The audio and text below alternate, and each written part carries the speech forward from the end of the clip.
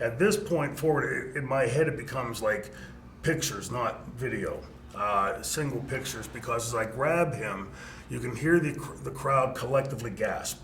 There's not one person going, oh, right, so franchise kick his ass. It was this collective gasp in the building, and we had it timed 1, 2, 3, 4, 5, and on 5 I would let him go. As he went down, I believe had he taken a flat back bump, it would have killed him. It would have killed it. Absolutely. I was just thinking that too. Yeah. I was just thinking that. He looked like Frankenstein's monster going down. You know? And he looked like hurt. He looked hurt, right? Yeah.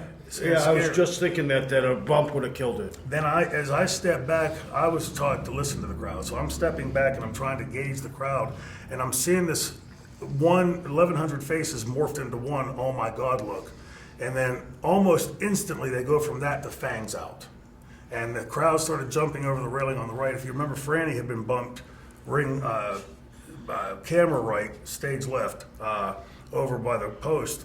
So I'd go that way to get her so we can get the hell out of there if we have to, plus the crowd's coming from that side. As I hit the floor, I look up and there's a guy coming around the corner in full head to toe body riot gear. Now remember, Paul used to tell us, if you see guys in riot gear, you know you're in trouble. And not that Paul was prone to tell a story or two now and then. Nah. We were in that building all day and never saw anybody, new security and everything there. So when I saw that guy, the first one come around, that's when my heart sunk. And then the second guy came around, and as they're pushing me through, I try to grab Franny, and they're pushing me forward so fast I'm dragging Franny behind me. I can't get her feet up under her. And they have me bent down, which of course, as I'm walking by, people are uppercutting and kicking and kneeing. Yeah, they did. I remember them Oh, had you pushed beat the over. shit out of me. They, like they do with the president and shit, right? They took it. Yeah, I remember that. They pushed the railings out of the way, Get out and of the somebody way. had pulled both curtains back so you could look right into the dressing room. And I remember seeing Tommy Dreamer's look on his face. He looked like somebody either had a gun or a chainsaw right in the back of my head, and that scared the shit out of me.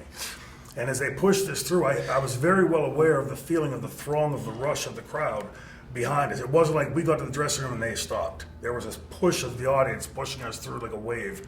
And we this got was in Philadelphia. in Philadelphia. Yeah, in the arena. Damien was waiting on the loading dock with the car, but he had started the car, which of course locked the doors. So we get there. Outstanding. I go to open that door, it stops, and I'm banging on the window. Open the door, open the door. I throw Francine and we dive in as we're pulling away. Minutes later, heart's going like this, and Francine's like her eyes are this big, and for some reason Terry Funk popped in the back of my head and he said, Shayna, you won't know till later if you've been cut. So I'm sitting in the car and I went, is there anything sticking in me? Am I bleeding any place? Well, I figured for sure we must have gotten it.